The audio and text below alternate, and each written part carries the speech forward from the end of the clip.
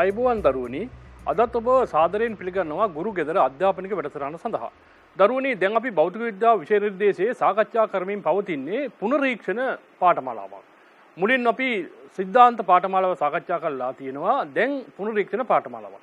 දරුවනි ඔබට මේ තිරේ පේනවා ඇති පුනරීක්ෂණ පාඩමෙත් අපි අද කතා කරන්නේ නිව්ටන්ගේ නියම යටතේ ගැටලු විසඳන ආකාරය පිළිබඳව.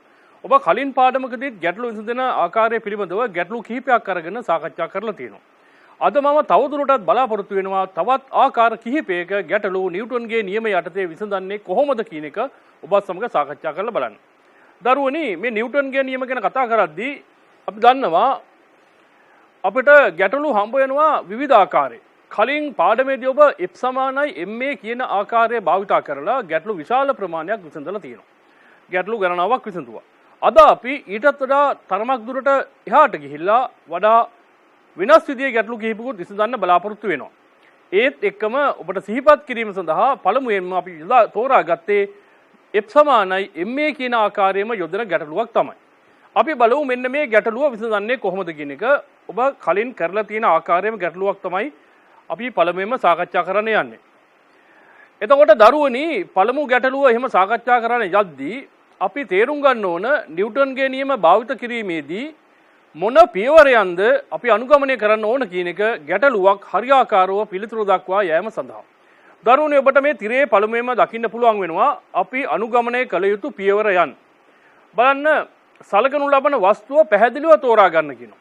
එතකොට අපට දරුවනි ගැටලු හමු වෙන්නේ එක් වස්තුවක් සඳහා පමණක් නෙවෙයි බොහෝ වෙලාවට වස්තු දෙකක් හෝ තුනකින් සමන්විත පද්ධතියක් හම්බ වෙනවා. එනේ පද්ධති හම්බ වුණා නම් පද්ධතියම සඳහා අපි නියමයේ යොදනවාද එක් එක් කොටස වෙන් කරගෙන ඒ කොටස් සඳහා නියමයේ යොදන්න වෙනවාද කියන එක තේරුම් ගත යුතුයි. එතන මම මුලින්ම කිව්වා F සමානයි ma තමයි භාවිත කරන්න කියලා. එහිදී මේ පද්ධතිය තියෙනවා නම් එහින් යම් යම් වස්තුන් වෙන් කරගත යුතුයි. එhmenan අපි සලකනු ලබන වස්තුව පැහැදිලිව තෝරා ගන්න ඕන පළමුවෙන්ම. ඊළඟ පියවරේදී මොකද්ද අපි කරන්නේ? ඒ තෝරාගත්තු වස්තුවේ නිදහස් වස්තු බල සටහන අඳින්න ඕන. කුමක්ද මේ නිදහස් වස්තු බල සටහන කියලා කියන්නේ? ඒ වස්තුව මත ක්‍රියා කරන සියලුම බලයන් අපි පැහැදිලිව කුමන දිශාවට ක්‍රියා කරනවාද කියන ආකාරයෙන් ලකුණු කර ගැනීම. දරුවනි ගැටලු විසඳීමේදී ඔබට පුළුවන් බලා ගන්න ඒ පියවර අපි අනුගමනය කරන ආකාරය. දරුවනි ඊළඟට අපි සියලු බල ලකුණු කරාට පස්සේ මේ F සමානයි ma සමීකරණය කියන එක සියලු පද දෛශික පද. බලය දෛශිකයක්, ත්වරණය දෛශිකයක්, ස්කන්ධය අදිශයක් වුණාට බලය සහ ත්වරණය කියන දෙකම දෛශික වන නිසා අපට හරියාකාරවම නිශ්චිත දිශාවල් තෝරා ගන්න වෙනවා. කුමක්ද ධන දිශාව, කුමක්ද ඍණ දිශාව කියලා තෝරා ගන්න වෙනවා. අන්න එහෙමනම් අපි මේ පියවරේදී චලිතයේ ධන දිශාව තෝරා ගන්නවා. ඒ අනුව අපි සැලකිලිමත් වෙන්න ඕන ධන ලකුණ යොදන්නේ කුමන රාශීන්ටද, ඍණ ලකුණ යොදන්නේ කුමන රාශීන්ටද කියන එක අපිට තෝරා ගන්න පුළුවන් වෙනවා. ඉන් පසුව තමයි අපි F සමානයි ma කියන සමීකරණය එමෙතන දෙවන නියමයේ ගණිතමය ප්‍රකාශනය අපි යොදන්නේ ඉන් පසුව තමයි.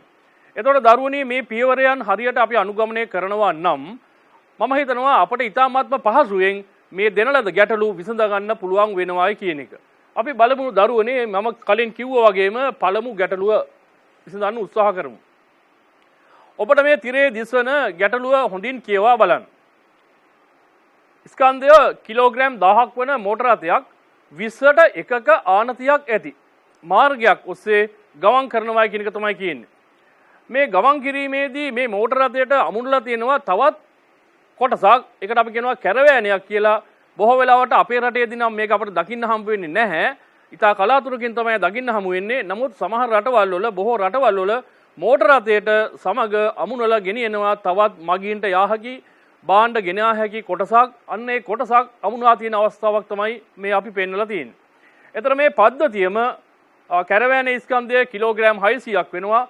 පද්ධතියම ගමන් ගන්නා ත්වරණය දීලා තියෙනවා අපිට 1.2 තත්පර වර්ගයට මීටර කියලා. ඒ වගේම මේ මාර්ගය මගින් රථය මෝටර රථය මත ඇති කරන ඝර්ෂණ ප්‍රතිරෝධය 200 නිව්ටන් කියලා දීලා තියෙනවා. සහ කැරවානේ මත ක්‍රියා කරන ඝර්ෂණ ප්‍රතිරෝධය 100 නිව්ටන් කියලා දීලා තියෙනවා. මෙන්න මේ කාරණා ටික තමයි ඔබට කියලා තියෙන්නේ. ඔබට පවසා තියෙන්නේ. දැන් ඔබෙන් කුමක්ද විමසන්නේ? මෙන්න මේ කාරණා දෙක. එන්ජිම මගින් යෙදෙන එළවුම් බලය හොයන්න කියලා කියනවා. ඒ වගේම මේ මෝටර රථය සහ කැරවෑනේ සම්බන්ධ කරලා තිනවා යම් ලෝහ දණ්ඩක් මගින් මේ දණ්ඩ තුල ඇතිවන ආතතිය හොයන්න කියලා තියෙනවා. දැන් දරුවන්ට මේක මතකයි. අර අපි කලින් පියවරයන් සඳහන් කිරීමේදී සඳහන් නොකරපු පියවරක් දැන් අපි අනුගමනය කරනවා. එය සඳහන් කළ යුතු තරම් නෑ. එය කළ යුතුම දෙයක්. කුමක්ද? රූප සටහනක් මගින් ඔබ මේ ගැටලුව නිරූපණය කරගන්න ඕන. අපි පළමුවෙන්ම රූප සටහන අඳිමු. රූප සටහනක් ඇඳිය යුතු බව පවසා නොතිබුණාට බල ලකුණු කරන්න කියලා තිබුණා. බල ලකුණු කරන්න නම් අනිවාර්යයෙන්ම රූප සටහනක් අපි අඳින්න වෙනවා. දැන් දරුවනි අපි ඇඳලා බලමු රූප සටහනක්.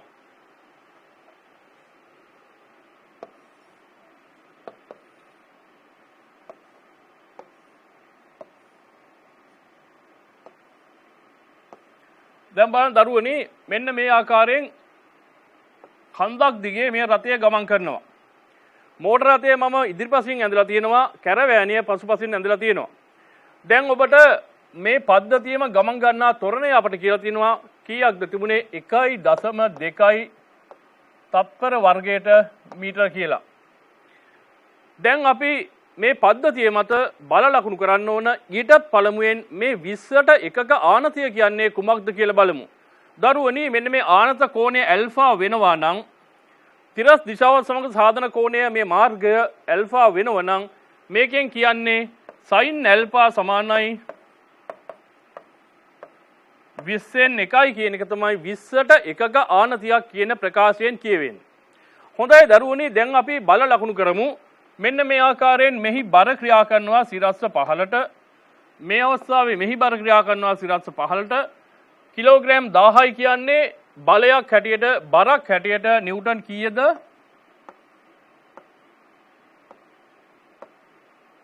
නිව්ටන් 10000යි. කිලෝග්‍රෑම් 600 කියන්නේ කීයද නිව්ටන්? කිලෝග්‍රෑම් 600 දීලා තියෙන ස්කන්ධය එහෙමනම් නිව්ටන් 6000යි. මෙන්න මේ විදිහට බර සිරස්ස 5ට ක්‍රියා කරනවා මේ කොටස් දෙකේම. ඊළඟට මාර්ග ප්‍රතිරෝධය දීලා තියෙනවා රථය මත කීයක්ද? 200යි නිව්ටන්.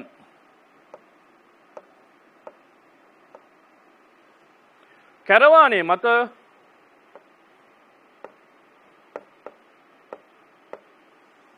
නිව්ටන්. තා මෙන්න මෙතන එන්ජින් මදින් යෙදෙන එළවුම් බලය අපි P කියලා කියමු. P වලගේ තමයි අපෙන් පළවෙනි කොටසේදී විමසන්නේ. ඊට අමතරව මෙන්න මේ දණ්ඩ මත මේ යානාවන් දෙක මේ වස්තු දෙක මේ රථ දෙක අමුණලා තියෙන දණ්ඩ මත ආතතියක් ඇති වෙනවා. දණ්ඩ තුල ආතතියක් ඇති වෙනවා. ඒ ආතතිය අපෙන් අහලා තියෙනවා.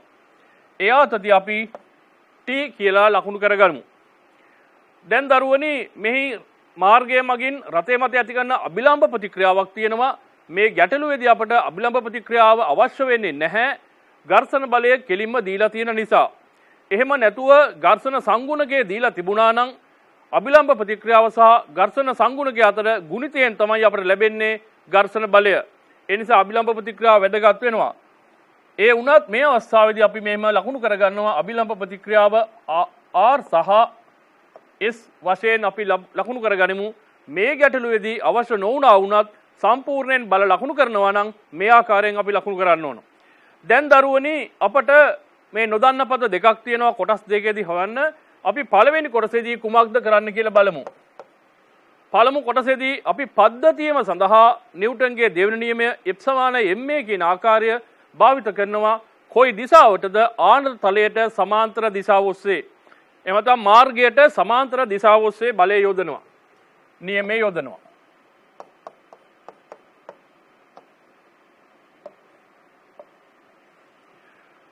බලන්න වස්තුව මත එම දිශාවට ක්‍රියා කරන අසන්තුලිත බලය වෙන්නේ මෙන්න මේ ප්‍රකාශයෙන් ලැබෙන බලය. P ඍණ 200 ඍණ 100 ඍණ 10000යි sin alpha ඍණ 6000යි sin alpha. දැන් දරුවනි බලන්න මම මේ ලියලා තියෙන්නේ මේ පද්ධතිය මත ක්‍රියා කරන අසන්තුලිත බලය. ඒ අසන්තුලිත බලය සමාන වෙනවා ma ගුණිතයට. ස්කන්ධය මේ පද්ධතියේ ස්කන්ධය 10යි 600යි 1600යි තොරණය 1.2යි. කිලෝග්‍රෑම් 10යි කිලෝග්‍රෑම් 600යි දෙකේ එකතුව තමයි මුළු ස්කන්ධය. මෙන්න මේ ආකාර සමීකරණයක් අපිට ලියන්න පුළුවන්. දරුවනි දැන් බලන්න මේ සමීකරණය තුල අපි නොදන්නා පද තියෙන්නේ p පමණයි. ඇල්ෆා වලගේ sin ඇල්ෆා වලගේ 20න් 1යි කියලා අපි දන්නවා ආනතිය දීපු ආකාරය අනුව. මෙම අගයන් ආදේශ කර බලන්න දරුවනි දැන් p ඍණ 200යි 100යි 300යි ඍණ 10000යි sin ඇල්ෆා කියලා කියන්නේ 10000 ගුණ කිරීම 20න් 1. එතකොට කීයද 500යි ඍණ 6000යි වැඩි කිරීම 20න් 1 කියලා කියන්නේ 300යි සමානයි 1600 ගුණ කිරීම 1.2. දැන් ඔබට පුළුවන් වෙනවා මේ සමීකරණය විසඳලා ph අගය සොයා ගන්න. මම හිතන්නේ මම මේ බෝඩ් එකේ ඔක්කොම ලියන්න අවශ්‍ය වෙන්නේ නැහැ මේ පියවරයන්. ඔබ දැන් පුනරීක්ෂණ පාඨමාලාවක් හදාරමින් ඉන්නේ. ඒ නිසා මේ සරල ගණනය කිරීම, ඒ සුළු කිරීම ඔබට කරගන්න පුළුවන් වෙනවා. දැන් මේ අවස්ථාවේදී අපේ ප්‍රමුඛ පරමාර්ථය වෙන්නේ නිව්ටන්ගේ නියමය මේ වගේ ගැටලුවක් සඳහා යොදන්නේ කොයි ආකාරයෙන්ද කියන එක අවබෝධ කරගන්න එක. මේ සුළු ගණිතමය සුළු කිරීම මම හිතන්නේ ඔබට පුළුවන් වෙනවා. හොඳයි දරුවනි, දැන් අපි දෙවෙනි කොටසට යමු. දෙවෙනි කොටසට යද්දී පළවෙනි කොටසට වඩා තිබෙන වෙනස කුමක්ද? පළමුවන කොටසේදී අපි මුළු පද්ධතියම සලකලා තමයි නිව්ටන්ගේ දෙවෙනි නියමය යෙදුවේ. එතෙන්දී අපිට මේ t කියන බලය ඔබට පෙනෙනවා ඇති දිශා දෙකටම මම ලකුණු කරලා තියෙනවා මේ දණ්ඩ මත. මේ දණ්ඩට ටෝබා කියන එක තමයි ඉංග්‍රීසියෙන් කියන්නේ. ඒ දණ්ඩ මත t ලකුණු කරලා තියෙනවා. ඒතර පද්ධතියම සැලකීමේදී මේ t අපට අවශ්‍ය වුණේ නැහැ ආය සමීකරණය ලියද්දී පළමු අවස්ථාවේදී.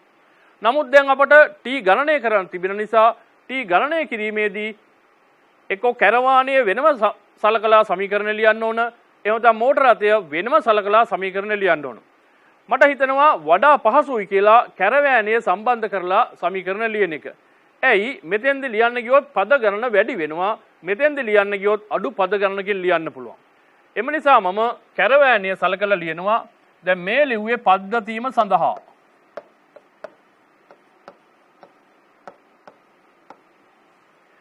කැරවෑනය සඳහා ලිව්වොත් කුමක්ද අපට ලැබෙන්නේ?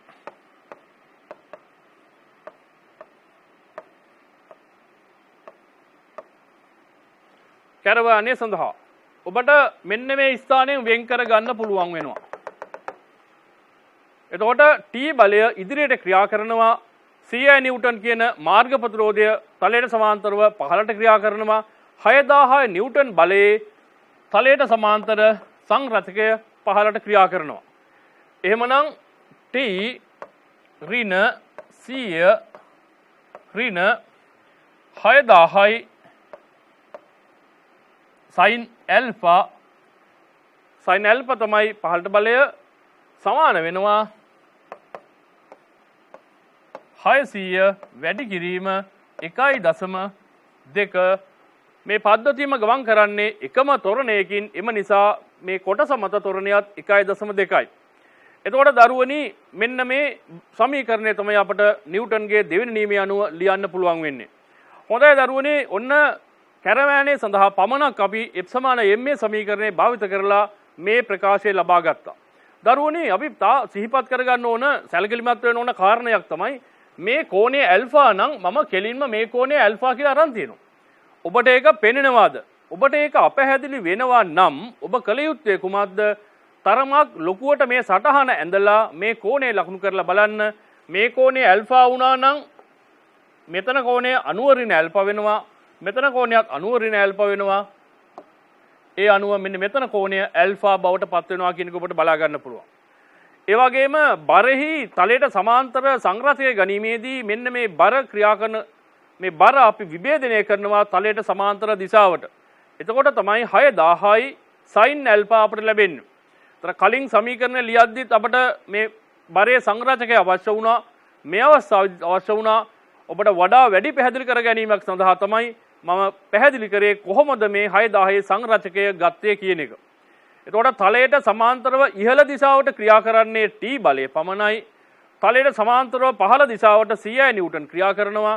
ඒ වගේම 6000 නිව්ටන් sin ඇල්ෆා කියන බලයත් ක්‍රියා කරනවා. මේ සමීකරණයත් ඔබට විසඳා ගන්න පුළුවන්. මේ ඇල්ෆෝලාගේ 20 එක ආදේශ කරන්න ඕන. ඉන් පසුව ටීහි යගේ අපට සොයා ගන්න පුළුවන්. මම හිතන්නේ ඔබට සුළු කිරීම කරගන්න පුළුවන්. ඒ පුහුණුව ඔබට ලැබිලා තියෙනවා. හොඳයි දරුවනේ, මෙන්න මේ විදිහට F සමානයි ma සමීකරණය නැත්නම් නිව්ටන්ගේ දෙවෙනි නියමය F සමානයි ma ආකාරයෙන් යොදලා ගැටලුවක් විසඳන ආකාරය මේ කතා කරේ. මේ ගැටලුව තුලදී තනි වස්තුවක් පමණක් නෙවෙයි වස්තු දෙකක් සමන්විත වෙලා තිබුණා. හොඳයි දරුවනේ, ඔබට වැටහෙන්න ඇත කියලා මම කල්පනා කරනවා. අපි යමු ඊළඟ ගැටලුවට. දැන් බලන්න දරුවනේ, මේ ගැටලුව කියවන්න. අභ්‍යවකාශ යානය 5යි සිම්පල් G ත්වරණයකින් යනවා කියනවා. මේ සිම්පල් G කියලා කියන්නේ ගුරුත්වජ ත්වරණය. ඒ කියන්නේ 10යි ms ඍණ 2 කියන අගය. ඒතර ගුරුත්වජ ත්වරණය වගේ 5 ගුණයක ත්වරණයකින් ගුවන් ගත කරනවා, අභ්‍යවකාශ ගත කරනවා. මේ අභ්‍යවකාශ අටල්ලේදී ඉහළ යන අවස්ථාව ගැන කියන්නේ මේ සලකන්නේ. එතකොට අපෙන් අහන්නේ කුමක්ද? මෙහි තුල පුද්ගලයෙක් සිටිනවලු, එයාගේ ස්කන්ධය කිලෝග්‍රෑම් 75ක් වෙනවා. එහෙමනම් එම පුද්ගලයා මත ඇතිවන තෙරපුම් බලය තමයි අපෙන් මේ අහන්නේ. ඔබට දරුවනේ පෙනෙනවා ඇති මෙන්න මේ පින්තූර තුනක් තියෙනවා මේ දකුණු පස කෙළවරේ. ඒ පින්තූර තුන දිහා බැලුවාම පළමු රූපයේ ඔබට පෙනෙන්නේ කුමක්ද? බොහොම සතුටු මුහුණකින් සිනාමුසු මුහුණකින් තමයි පුද්ගලයා සිටින්නේ. දෙවන රූපෙට එනකොට එයා තරමක් දුරට සීට් එක පැත්තට හැරවිලා ගිහිලා තියෙනවා. එයාට යම් ආකාරයක අපහසුාවක් තියෙනවා කියන එක අපිට ඒ රූපෙන් පේනවා.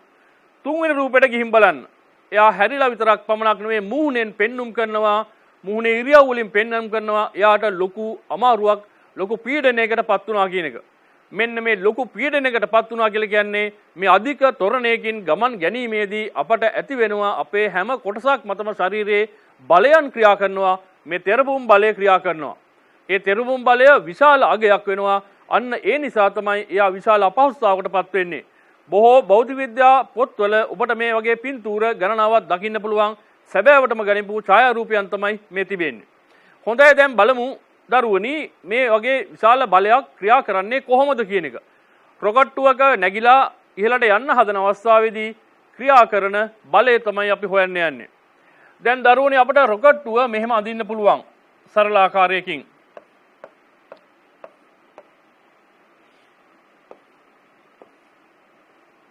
පුද්ගලයා මෙන්න මෙහෙම පෙට්ටියක් ආකාරයෙන් අඳිනවා. පුද්ගලයාගේ මත ක්‍රියා කරන තෙරපුම තමයි මෙන්න මේ R කියලා මම ලකුණු කරන්නේ. එතන මේ රොකට්ටුව ගමන් ගන්නා ත්වරණය තමයි 5යි G කියන්නේ 50යි ms ඍණ 2 කියලා මම ලකුණු කරලා තියෙන්නේ. එතන මේ පුද්ගලයාගේ බර කොහාටද ක්‍රියා කරන්නේ? එයාගේ ස්කන්ධය කිලෝග්‍රෑම් 75ක් කියලා තිබුණා. එහෙමනම් එයාගේ බර වෙන්නේ නිව්ටන් 750යි. මෙන්න මේ අවස්ථාවේදී පිටාර වායුව පිට කරමින් ඉන්ධන දහනය කළා මේ රොකට්ටුවේ ගමන් කරද්දී මෙන්න මේ R වලගේ අපෙන් අහන්නේ. මේම බල දෙක එකම රේඛාවේ ඉහළ පහළ තිබෙන්නේ බොහෝ වෙලාවටම. නමුත් මම වෙන් කරලා ඇන්දේ ඔබට පැහැදිලිව පේනෙන්න ඕන නිසා බර ක්‍රියා කරන්නේ පුද්ගලයාගේ ගුරුත්ව කේන්ද්‍රය හරහා පහළට බවත් මේ ප්‍රතික්‍රියාව ක්‍රියා කරන්නේ පුද්ගලයාගේ කකුල් දෙක නම් ගැටිලා තියෙන්නේ තලයේ දෙපා මත ඉහළට කියන එකයි පේන්නේ. ඒතර මේකත් එක ආකාරයක නිදහස් බල සටහනක්. මම මේ පාට කරලා තියෙන තට්ටුව උඩ ඉන්නේ ස්පර්ශ වෙලා තියෙන්නේ. නමුත් බල දෙක වෙන් කළා පෙන්වීම සඳහා නිදහස් බල සටහනක් ආකාරයෙන් මම ඇඳලා තියෙන්නේ. දැන් අපි සලකන්න ඕන පුද්ගලයාගේ චලිතය. රොකට්ටුවේ මුළු චලිතය නෙවෙයි සලකන්න ඕන මේ ප්‍රතික්‍රියාව සොයා ගැනීම සඳහා, මේ තෙරපුම සොයා ගැනීම සඳහා. තින්දි මම F සමානයි ma සමීකරණය යොදන්නේ කාටද? මිනිසා සඳහා.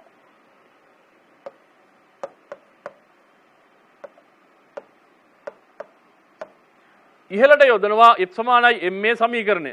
ඒතර මිනිසා මත ක්‍රියා කරන අසන්තුලිත බලය වෙන්නේ R ඍණ 750. මේක තමයි අසන්තුලිත බලය. මේක සමාන වෙන්නේ කුමකටද?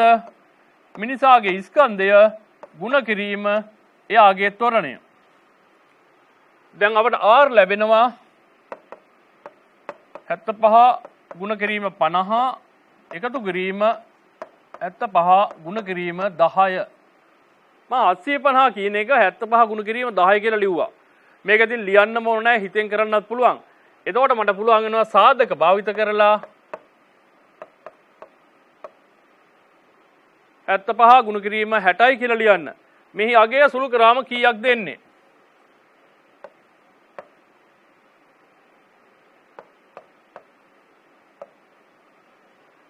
මේක සුළු කරන්න පුළුවන් ඔබට. නමුත් මම සුළු කරලා පෙන්නුවා. ඇයි? මෙන්න මේ විශාල ප්‍රතික්‍රියාවේ තරම පෙන්වීම සඳහා. බලන්න 4500 නිව්ටන් ප්‍රමාණයේ බලයක් ඉහළට ක්‍රියා කරනවා යාමත. එහෙමනම් ඒක විශාල බලයක්. අපේ බර 750යි. අපේ බරට සමාන ප්‍රතික්‍රියා බලයක් තමයි අපි නිශ්චල පොළොවක් මත සිටගෙන සිටියේදී අපට දැනෙන්නේ. අපට මෙය උපන්දා ඉඳලම දැනෙන නිසා අපට ඒක අමාරුවක් කියලා දැනෙන්නේ නැහැ. නමුත් 750ක් බර වුණත් ලොකු අගයක්. නමුත් මේ විශාල තොරණයකින් ගමන් කිරීමේදී තෙරපුම විශාල ප්‍රමාණයකින් වැඩි වෙලා තියෙනවා. එහෙනම් ඔබට තේරුම් ගන්න පුළුවන් කොයිතරම් අපහසුතාවකට අපි පත් වෙනවාද කියන එක.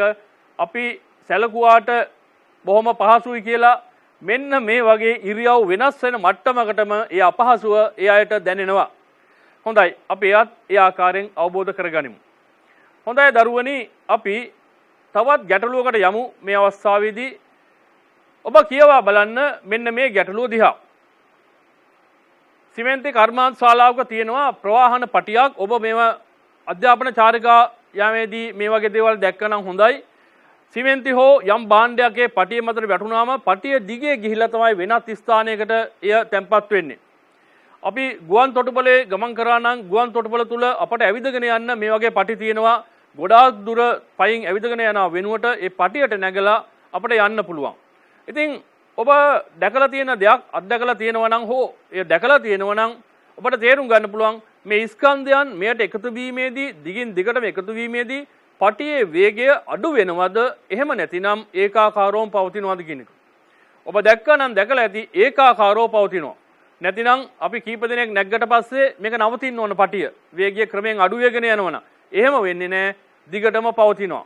මේ දිගටම පවතින්නේ කෙසේද? මෙන්න මේ ප්‍රශ්නෙන් අහලා තියෙන ආකාරයට මේ පටියේ වේගය නියතව පවත්ව ගන්න අමතර බලයන් යොදනවා. ඒ බාහිර උපක්‍රමයේ මගින් මෝටරයක් වෙන්න පුළුවන්. ඒ වගේ උපක්‍රමයක් මගින් බාහිර බලයක් යොදනවා. මෙන්න මේ බාහිර බලයේ ප්‍රමාණය තමයි පළමුවෙන් මහන්නේ. ඒතර වැටෙන ස්කන්ධය බලන්න පටියක් මතට තප්පරයට කිලෝග්‍රෑම් 2ක ප්‍රමාණයක් තමයි වැටෙන්නේ. තප්පරයට කිලෝග්‍රෑම් 2ක ප්‍රමාණයක් වැටෙන්නේ. පටිය ගමන් ගන්නා වේගය කීයද? තප්පරයට මීටර 3යි. දැන් එහෙනම් බලමු අපි මේ ගැටලුව විසඳන්නේ කෙසේද කියන එක. මෙන්න මේ ආකාරයටයි පටිය තිබෙන්නේ.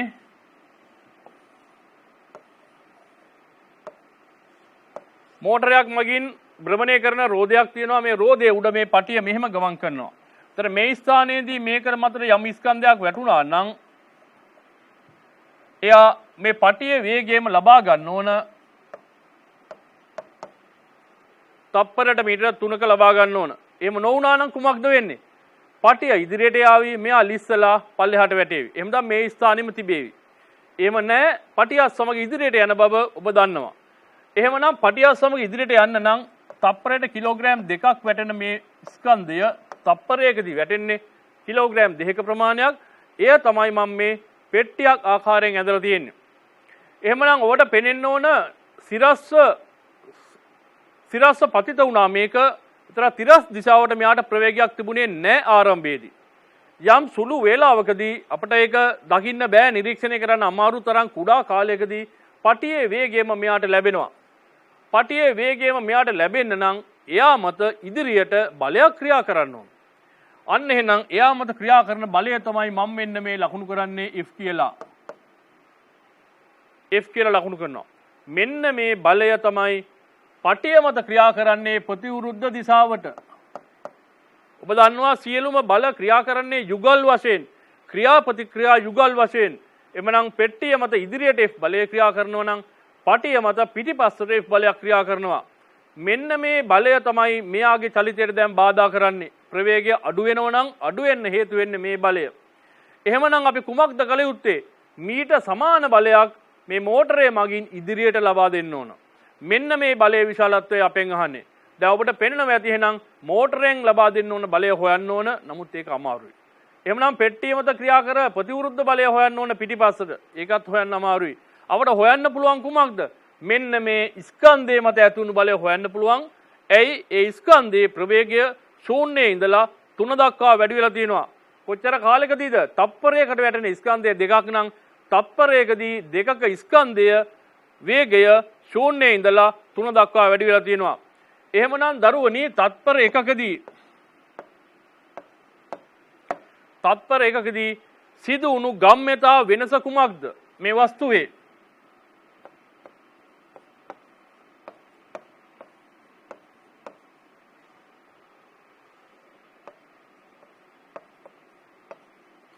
තප්පරයකදී සිදු ගම්‍යතා වෙනස වෙන්නේ තප්පරයකට වැටෙන ස්කන්ධය ගුණ කිරීම ප්‍රවේගය kg s ඍණ 1 ms ඍණ 1 බලන්න ලැබිච්ච ඒකක දිහා kg ms ඍණ 1 ms ඍණ 1 kg ms ඍණ 2 කියන්නේ ඔබ දන්නවා බලයේ ඒකක.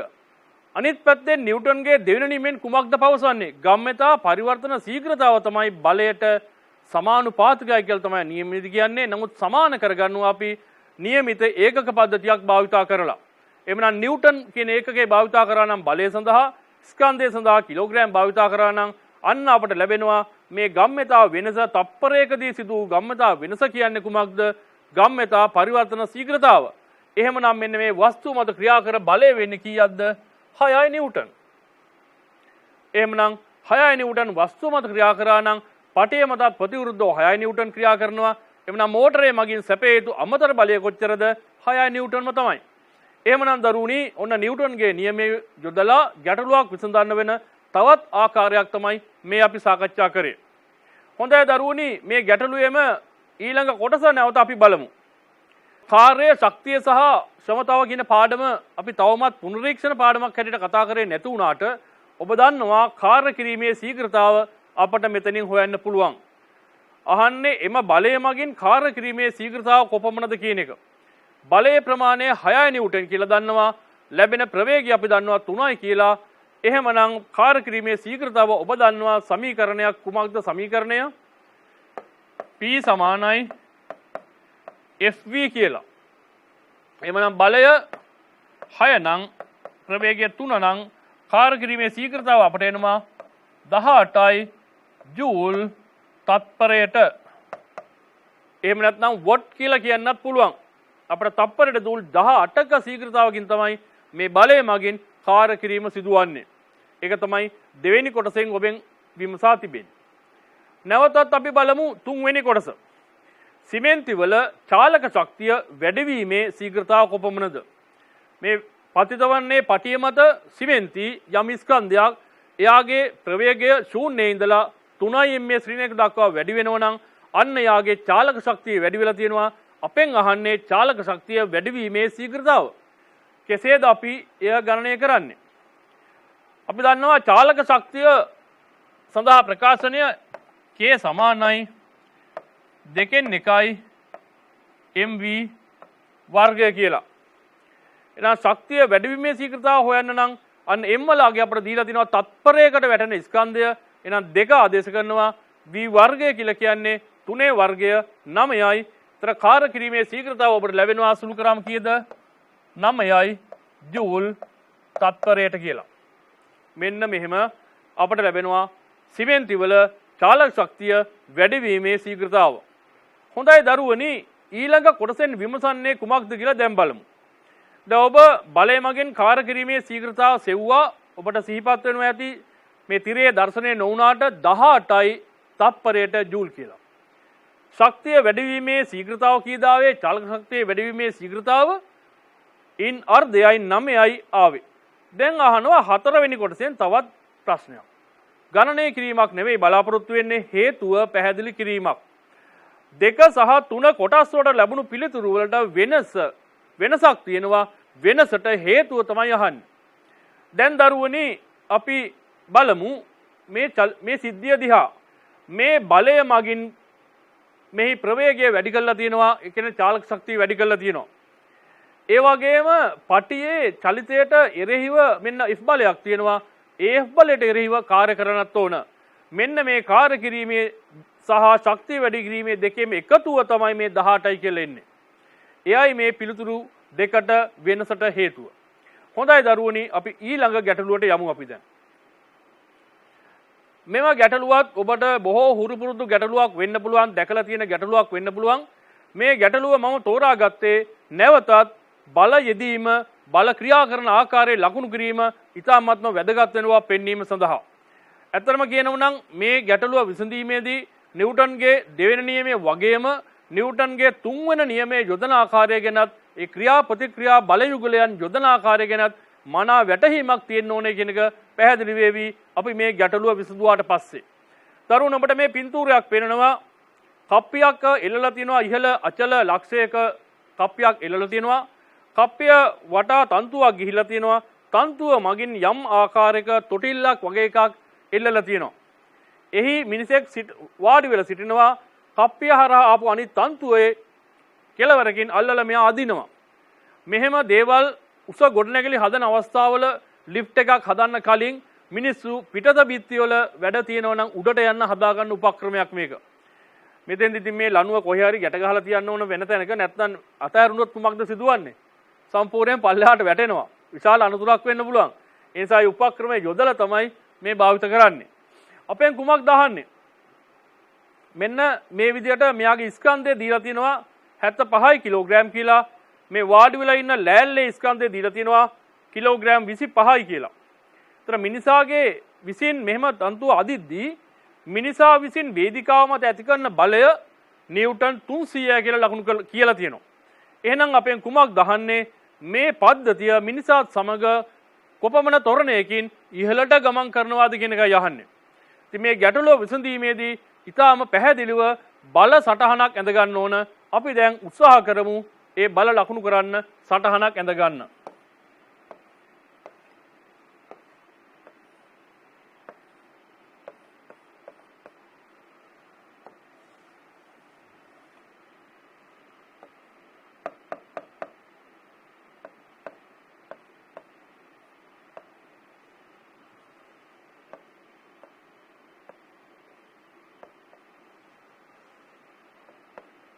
දවල්ට පෙනෙනවා ඇති මිනිසා මේ ලෑල්ල උඩ ඉඳගෙන ඉන්නවා. මම මිනිසාගේ දෙපා සහ ලෑල්ල අතර ස්පර්ශය පෙන්නලා නැහැ. ස්පර්ශ වෙලා තමයි තිබෙන්නේ. නිදහස් බල සටහන් විදියට ලකුණු කිරීම සඳහා මං ස්වල්පයක් ඈඩ් කරලා ඇඳලා තියෙනවා. හොඳයි දරුවනි, මම දැන් මේ වෙනත් වර්ණයකින් ඔබට පෙන්නනවා බල ක්‍රියා කරන ආකාරය.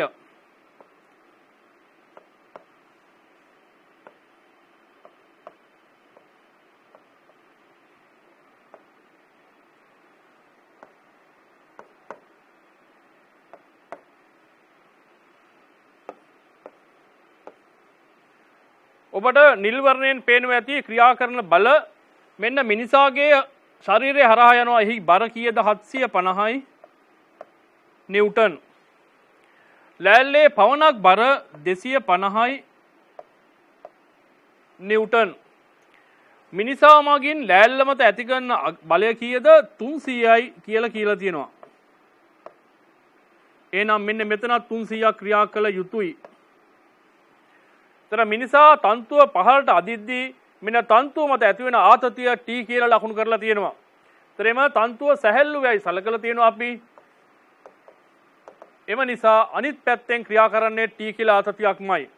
දැන් දරුවනේ ඔබට පෙනෙනවා ඇති මෙන්න මේ ස්ථානයේදී මිනිසා විසින් ලෑල්ල මත යෙදෙන තෙරපුම 300 නම් ලෑල්ල විසින් මිනිසා මත යෙදෙන තෙරපුම 300යි. අන්න ඒ විදිහට ලකුණු කරලා තියෙනවා. ගැටලුවේදී ඔබට ඒක කියලා තිබුණා මෙහෙම ප්‍රතික්‍රියාවක් තෙරපුමක් ඇති වෙනවා කියන එක. දැන් අපි බලමු මේ පද්ධතිය චලිතය සලකලා. මිනිසා සහ ලෑල්ල එහෙම තමයි වේදිකාව කියලා කියන්න පුළුවන්. දෙකම එක පද්ධතියක් හැටියට සලකන්න පුළුවන්. ඒ වගේම මිනිසා වෙනම ලෑල්ල වෙනම සලකන්නත් පුළුවන්. අපි දැන් පද්ධතියම සඳහා යොදමු සමීකරණය.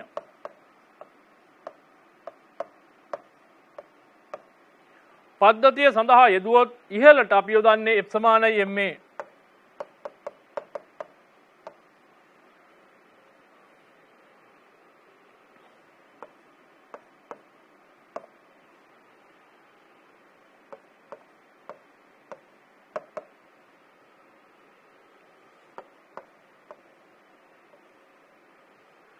2යි T බලයක් මිනිසා කියන්නේ පද්ධතියේ කොටසක් නිසා මිනිසාගේ අතමත ඉහළට ක්‍රියා කරන T බලයත් මේ වේදිකාවේ තන්තු වල ඉහළින් ක්‍රියා කරන T බලයත් එකතුව 2යි T වෙනවා. පහළට මුළු බලය 750 නිව්ටන් 250 නිව්ටන් වෙනවා. මෙන්න මේ විදිහට සමීකරණය ලියවෙනවා. දෙකෙන් බෙදුවනම් අපට එනවා T ඍණ 500 සමානයි 50යි A කියලා. දැන් නොදන්නා පද දෙකක් තියෙනවා A සහ T කියලා. එහෙමනම් සමගාමී සමීකරණ යුගලයක් අපට අවශ්‍යයි. දැන් තවත් සමීකරණයක් අපි ගන්න යනවා. මිනිසා සඳහා ලියමු.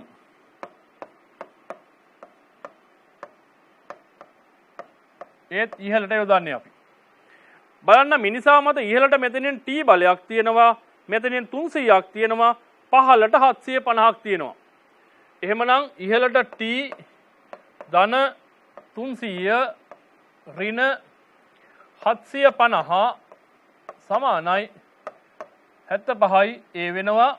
සුළු කරා නම් අපට එනවා T ඍණ 450 සමානයි 75යි A කියලා. දැන් ඔබට සමීකරණ දෙකක් තියෙනවා මෙතන. මෙන්න මේ සමීකරණ දෙක මගින් සමගාමී විදිහට විසඳලා ත්වරණය හොයාගන්න පුළුවන්, ආතතිය හොයාගන්න පුළුවන්. එතන ඔබට පැහැදිලි වෙන්න ඕන මේ බල ලකුණු කරපු ආකාරය දෙවෙනි නියමයක් තුන්වෙනි නියමයක් දෙකම ගැන සැලකිලිමත් වෙලා තමයි අපි බල ලකුණු කළ යුතු වන්නේ. එහෙමනම් දරුවනි මේ ගැටලුවත් ඔබට දැන් පහසුවෙන් විසඳ ගන්න පුළුවන් වුණා. මම මේ ගැටලුවේදී තව පැවරුමක් ඔබට කරනවා. මේ ලබා ගන්න පුළුවන් උත්තර දෙක තවත් සමීකරණයක් අරගෙන ලබා ගන්නත් පුළුවන්. කුමක්ද? ලෑල්ලේ පමණක් චලිතය සලකලා තමයි වේදිකාවේ පමණක් චලිතය සලකලත් ඔබට සමීකරණයක් ලියන්න පුළුවන්. එම සමීකරණයක් ලියලා මේ සමීකරණ දෙකෙන් එකක් සමග විසඳලා බලන්න. කලින් පිළිතුරුම ලැබෙන්න ඕන. ඔබ නිවැරදිව කරා නම් එකම පිළිතුරු තමයි අවස්ථා දෙකේදීම ලැබෙන්න ඕන.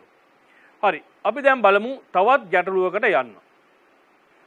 සිරස්ව ඉහළට ගමන් ගන්නා රොකට් යානයකින් පිටාර වායුව පිටවන ශීඝ්‍රතාව දීලා තියෙනවා.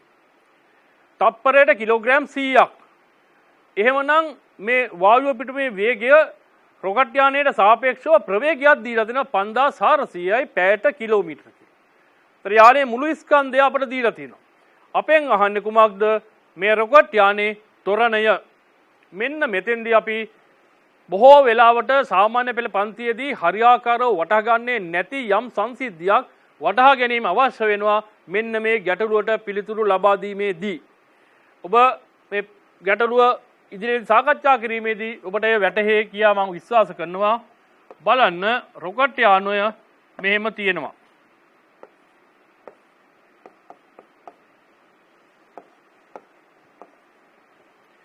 බොහෝ වෙලාවට සාමාන්‍ය පෙළ දරුවන් හිතන දෙයක් තමයි මේ පිටාර වායුවක් පිට වෙනවා. මෙන්න මෙතන දැන් වායු ස්කන්ධය වායුව දහනය වෙලා ඉන්ධන දහනය වෙලා වායුවක් නිපද වෙනවා. ඒ වායුව පිටාර වායුවක් හැටියට මෙහෙම රොකට්ටුවේ මේ නැසින්න කියලා කියනවා.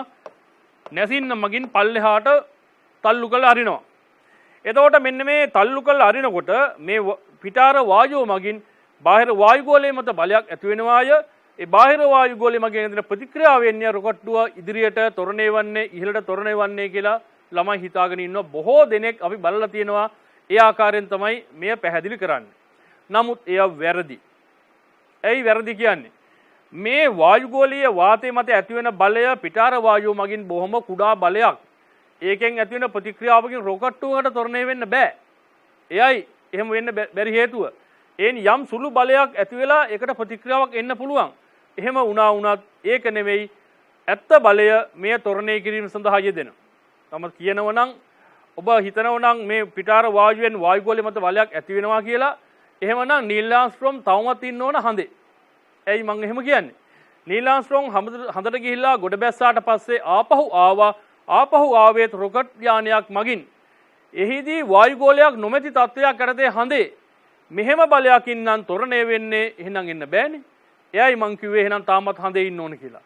නමුත් එයා හොඳ යහපත් පැත්තෙන්ම ආවා. හොඳින් එන්න පුළුවන් වුණා. එන්න පුළුවන් උනේ මේ ඔබ හිතන බලය නිසා නෙවෙයි.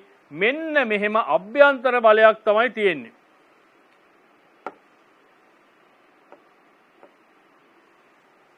මේ අභ්‍යන්තර බලය ඇති වෙන්නේ ක්‍රියාපතික්‍රියා යුගලයක් හැටියට තමයි. ඉන්ධන දහනයේදී පිටාර වායුව කියන කොටස මත පහළට බලයක් යෙදෙද්දී එහි ප්‍රතික්‍රියාව දැනෙන්නේ මෙන්න මේ දැඩි පතුලක් වගේ තියෙන රොකට්ටුවේ කොටසක් මත. මෙන්න මේ බලය මගින් තමයි ඇත්තටම තොරණය වෙන්නේ. එතකොට මේ බලය තමයි අපිට අවශ්‍ය වෙන්නේ දැන් හොයාගන්න.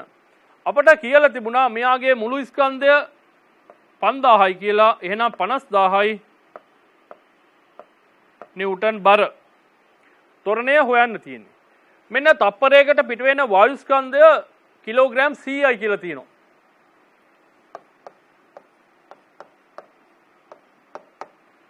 මෙයාට සාපේක්ෂව රොකට්ටුවට සාපේක්ෂව ලබා ගන්න ප්‍රවේගය අපිට දීලා තිනවා කීයක්ද 5400යි කියලා. මේ පිටාර වායුවේ ප්‍රවේගය 5400ක් කියලා කියන්නේ අපිට තත්පරයට මීටර් කරන්න වෙනවා. කොහොමද කරන්නේ?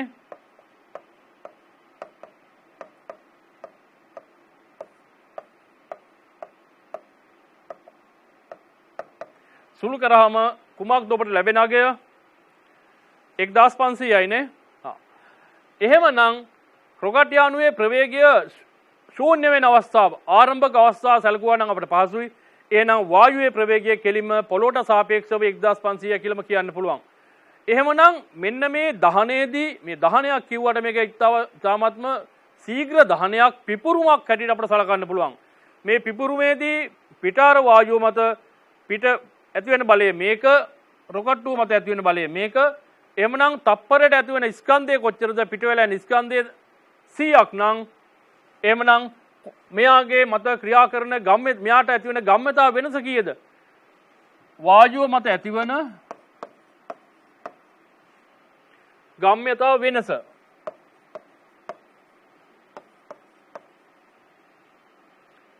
තත්පර එකකදී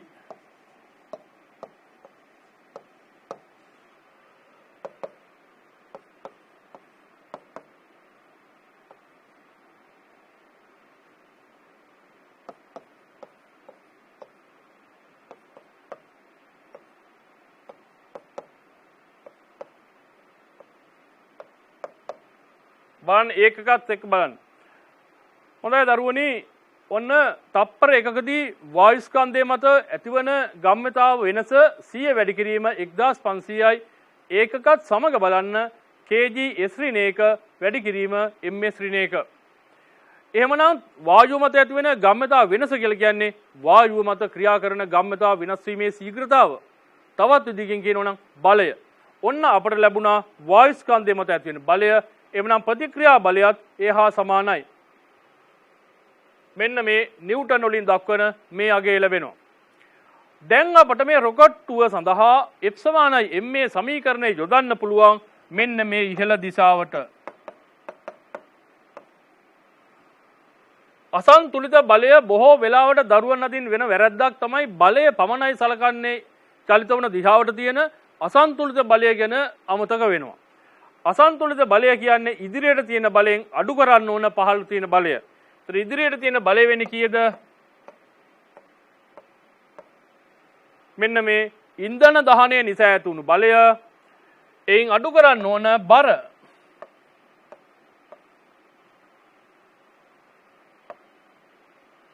එයයි සමාන වෙන්නේ ma ගුණිතයට 5000 ගුණ කිරීම a. දැන් දරුවනි මෙන්න මේ විදිහට පුළුවන් අපට අසන්තුලිත බලය සමාන කරා ma ගුණිතයට දැන් තොරණය හොයන්න පුළුවන්. දරුවනි ඔබට මෙන්න පිටාර වායුව මත ඇති වෙන බලය නිසා තමයි ප්‍රතික්‍රියා බලයක් ඉදිරියට ඇති වෙන්නේ. ඒ මගින් තමයි රොකට්ටුව තොරණය වෙන්නේ කියන එක පැහැදිලිව අවබෝධ වෙන්න ඇති. ඒ වගේම එම බලය සොයාගත්තාට පස්සේ අපට F සමානයි ma භාවිත කරලා අන තොරණය හොයන්න පුළුවන් ආකාරයත් දැන් ඔබට අවබෝධ වෙන්න ඇති. එතකොට මෙතෙන්දිත් අපි කරේ මොකද්ද? වායුව මත ඇතිවන ගම්මතා පරිවර්තන ශීඝ්‍රතාව හොයාගත්තා. මේ රොකට්ටුව මත බලය තමයි ඕන. නමුත් රොකට්ටුව මත බලය හොයාගත්තේ මේ වායුවේ ප්‍රවේගය සැලකිල්ලට අරගෙන. දරුවෝ ඔබට සිහිපත් වෙනවා ඇති 2004 පමණ අවුරුද්දේ විභාග ප්‍රශ්න පත්‍රයක් තිබුණා මෙන්න මේ ගැටලුව සම්බන්ධ කරපු ප්‍රශ්නයක්.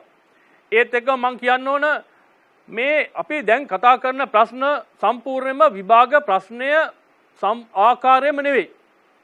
ඒ ප්‍රශ්න වලට මුහුණ දීම සඳහා අවශ්‍ය වන මූලික સિદ્ધාන්ත පිළිබඳ දැනුමක් තමයි ඒ සිද්ධාන්ත භාවිත කරන්නේ කොහොමද කියන දැනුමක් තමයි මේ ලබා දෙන්නේ. මේ දැනුම මත ඔබට මම ආරාධනා කරනවා 2004 වර්ෂයේ තිබුණු උසස් පෙළ භෞතික විද්‍යා ප්‍රශ්න පත්‍රයේ අර රචනා ප්‍රශ්නය කරන්න කියලා යාන්ත්‍ර විද්‍යාව යටතේ දීපු. මම හිතන්නේ ඔබට පුළුවන් වේවි මේ හරහා ලැබුණු අවබෝධයෙන් ඒ ගැටලුව සාර්ථකව විසඳා ගන්න. හොඳයි දරුවනේ අපි තවත් ගැටලුවකට ඉදිරියට යමු. තවත් ආකාරික ප්‍රශ්නයක් මේ තියෙන්නේ කියවන්න බලන්න. සේවා ස්ථානයක කාර් සේදීමට ගන්නා බටේ සිදුරේ වර්ගඵලය 120යි cm වර්ග කියලා තියෙනවා. එයින් වතුර විදින වේගය 25යි තප්පරයට සෙන්ටිමීටර කියලා තියෙනවා. එහෙමනම් අපෙන් අහන්නේ මේක තිරස්ව ගිහිල්ලා වදිනව නම් වාහනේ තහඩුවක් මත ඒ තහඩුව මත ඇතිවෙන බලය කොපමණද කියලා. අපිට උපකල්පනයක් කරන්න කියලා දීලා තියෙනවා. තහඩුවට ලම්බක වූ වතුරේ ප්‍රවේගය ශූන්‍ය කියලා ගන්න කියනවා වැදුනට පස්සේ. කියන්නේ පොළා පැනලා ආපස්සට එන්නේ නැහැ. බිත්තිය දිගේ තහඩුව දිගේ බේරීගෙන යනවා කියලා සලකන්න කියලායි කියලා තියෙන්නේ. ඒ කියන්නේ කුමක්ද? ආපසු ප්‍රවේගයක් නැහැ. ගිහිල්ලා වදින ප්‍රවේගය සම්පූර්ණයෙන්ම ශූන්‍ය වෙනවා කියන අදහසයි මේ උපකල්පණයෙන් අපි ලබා ගන්න ඕන. දැන් ඔබට මේ අත්දැකීම තියෙනවද? බෝලයක් ඇවිල්ලා අපේ ඇඟේ වැදුනොත් අපට රිදෙනවා. ඒ කියන්නේ බලයක් ක්‍රියා කරා කියලා දැනෙනවා. හෝස් පයිප් එකකින් වතුර පාරක් ඇවිල්ලා අපේ ඇඟේ වැදුනා නම් ඒත් අපට යම් රිදීමක් ඇති වෙනවා. ඒ කියන්නේ බලයක් ක්‍රියා කරනවා කියලා තේරෙනවා. අන්න එහෙනම් ඒ වගේ අවස්ථාවක බලය හොයන්න තමයි මෙන්න මේ වගේ ගැටලුවක් අපි ඉදිරිපත් කරලා තියෙන්නේ ඒ දැනුම ලබා ගැනීම සඳහා. එතකොට මෙන්න හරස්කඩ වර්ගඵලය 120යි cm වර්ග කියලා තිබුණා. ජලය පිටවන වේගය අපට කියලා තියෙනවා 25යි ms ඍණ 1 කියලා. මේ තමයි ගිහිල්ලා වදින්නේ මෙන්න මේ ආකාර තහඩුවක් මත. තහඩුවක් මත වැදිලා එය තහඩුව දිගේ බේරීගෙන යනවා පහළට. ආපස්සට ප්‍රවේගයක් නැහැ. මෙතන වදින ප්‍රවේගයත් 25මයි. එහෙමනම් ඇති වෙන බලය හොයන්න කියනවා. දරුවනේ මේ අවස්ථාවේදී අපට සැලකිලිමත් වෙන්න ඕන කාරණයක් තියෙනවා. ඝන වස්තුවක ප්‍රවේගය කියලා කියන්නේ තප්පරයකදී සිදු කරන විස්ථාපනය. තරලයක වායුවක ද්‍රවයක ප්‍රවේගය කියලා කියන්නේ කුමක්ද? යම් හරස් කඩක් හරහා තප්පරයකදී ගලාගෙන යන ද්‍රව කඳේ දිග, තරල කඳේ දිග. එහෙමනම් මෙන්න තප්පරයකදී කිසියම් හරස් කඩක් කරා යන දිග කීයද?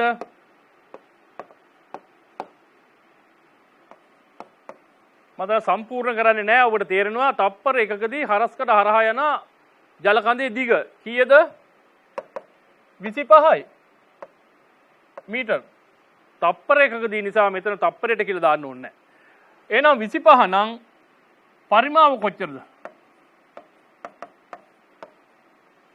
මම තප්පරයට සෙන්ටිමීටර් තියෙන නිසා මේක සෙන්ටිමීටර් තියෙන්නේ.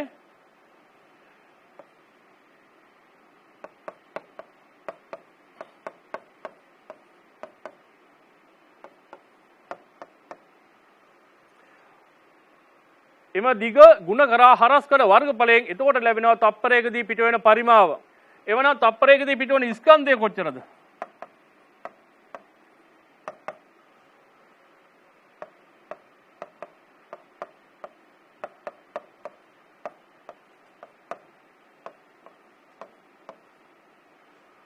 ජලයේ ඝනත්වයෙන් අපි ගුණ කරන්න ඕන. අන්න එතකොට ස්කන්ධය ලැබෙනවා තප්පරයකට පිටවන. තප්පරයකට පිටවන ස්කන්ධය දන්නවා කියලා කියන්නේ තප්පරයකට මෙම ජලය ලබා ගන්නා ගම්ම්‍යතාව කීයද? ස්කන්ධය ගුණ කිරීම ප්‍රවේගය. එහෙමනම් ගම්ම්‍යතාව කොච්චරද?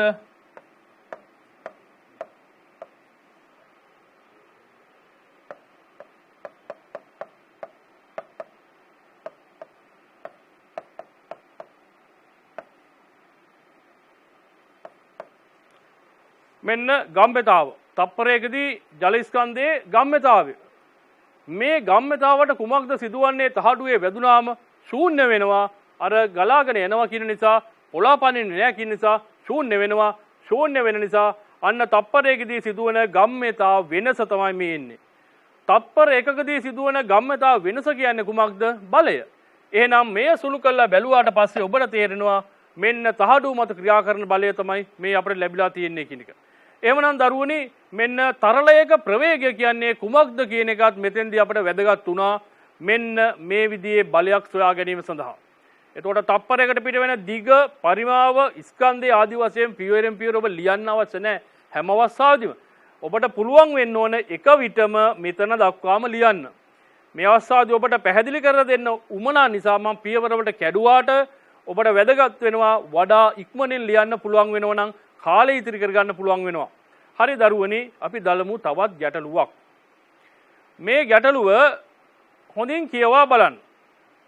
කුමක්ද මේ ගැටලුවේ තියෙන්නේ? හෙලිකොප්ටරයක භ්‍රමණය වෙන පෙති මගින් අරය 4 මීටර වන වෘත්තාකාර වර්ගඵලයක් පිරිසරනවා කියලා කියනවා. එයා කපාගෙන යනවා. ඒ වර්ගඵලයේ පිරිසරමින් භ්‍රමණය වෙනකොට මොකද වෙන්නේ? වාතය පහළට තල්ලු කර හරිනවා යම් ප්‍රවේගයකින්. මෙන්න වාතය පහළට තල්ලු කරන ප්‍රවේගය තමයි 12 ms ඍණ 1 කියලා තියෙන්නේ. ඒතර පෙති භ්‍රමණය වෙන වේගය නොවේයි. පෙති භ්‍රමණය වීම මගින් වාත කඳක් පහළට තෙරපලා හරිනවා. මෙන්න මේ මීටර 7ක අරයක් තියෙන වර්ගඵලයක් සහිත වාත කඳක් පහළට තෙරපලා හරිනවා. සිලින්ඩරාකාර වාත කඳක්. මෙන්න මේ වාත කඳේ ප්‍රවේගයයි 12 කියන්නේ. ඒතර අප දන්නවා හෙලිකොප්ටරයකට ඉහළ අහසේ යම් මට්ටමක නතර වෙලා ඉන්න පුළුවන්. කෙසේද මේ නතර වෙලා ඉන්නේ? එහි බර සිරස්ව පහළට ක්‍රියා කරද්දී රොකට් හෙලිකොප්ටරේ මත ඉහළට සිරස් බලයක් තියෙන්න ඕන. මෙන්න ඉහළට සිරස් බලයක් ඇති කරගන්න ආකාරය තමයි මේ ගැටලුවෙන් ඔබට තේරුම් ගන්න පුළුවන් වෙන්නේ. පළමු කොටසෙන් අපෙන් අහන්නේ හෙලිකොප්ටරේ ස්කන්ධය ඇත්ත වශයෙන් අපට බර තමයි හොයාගන්න පුළුවන් වෙන්නේ. ස්කන්ධය අහනවා. දැන් අපි බලමු ඒට පිළිතුරක් ලබා ගන්න ආකාරය.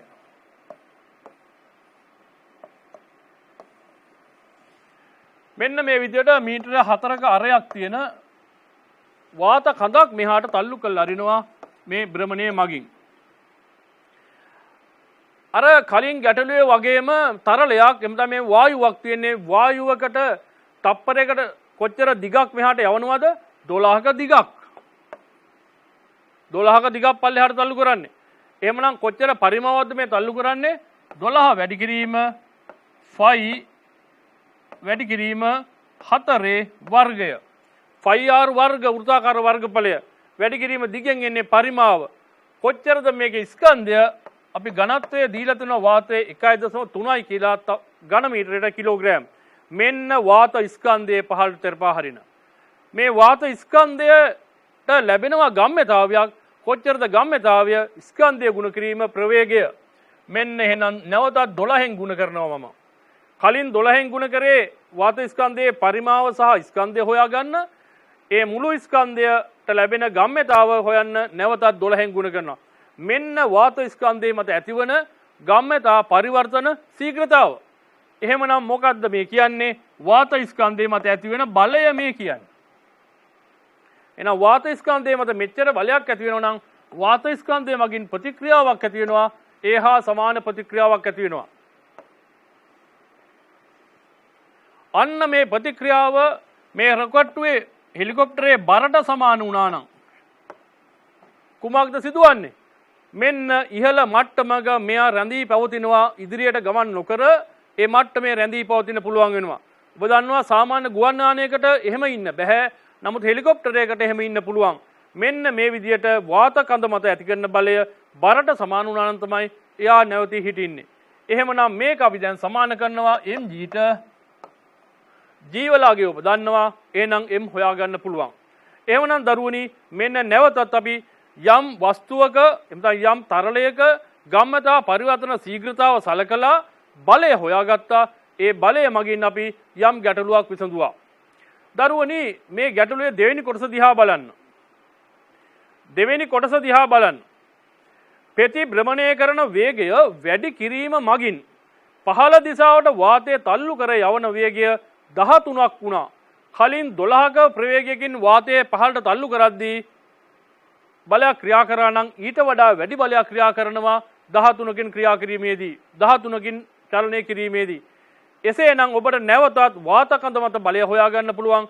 ඒ වගේම අපි දන්නවා බර පහළට ක්‍රියා කරනවා. කලින් අවස්ථාවේදී වාත කඳ මත බලය වාත කඳ මගින් ඉහළට ඇති වෙන බලය සහ බර සමාන වුණා. දැන් ඉහළට බලය වැඩි බර අඩුයි. එහෙමනම් මේ හෙලිකොප්ටරය තොරණයකින් ගමන් කරනවා. එහෙමනම් දරුවනි මෙන්න මේ ආකාරයට ඔබට ගැටලු කිහිපයක් අපි දැන් විසඳුවා.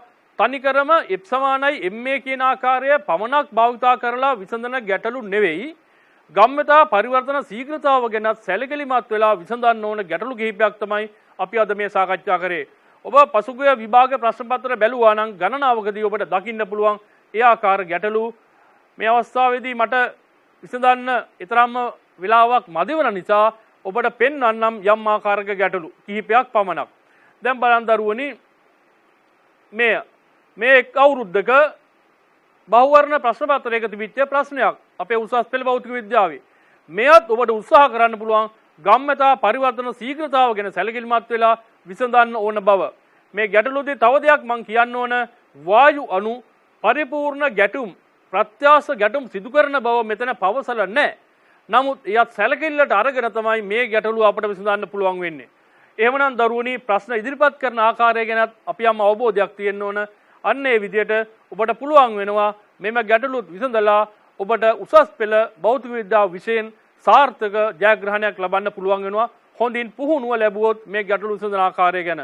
අත් වශයෙන්ම පුහුණුව ලබන්න ඕන අවබෝධයක් සමගයි. ඔබ අවබෝධ කරගත්තා නම් අද අපි කතා කරපු දේවල් ඔබට ඒ පුහුණුව ලබා ගන්න පුළුවන්.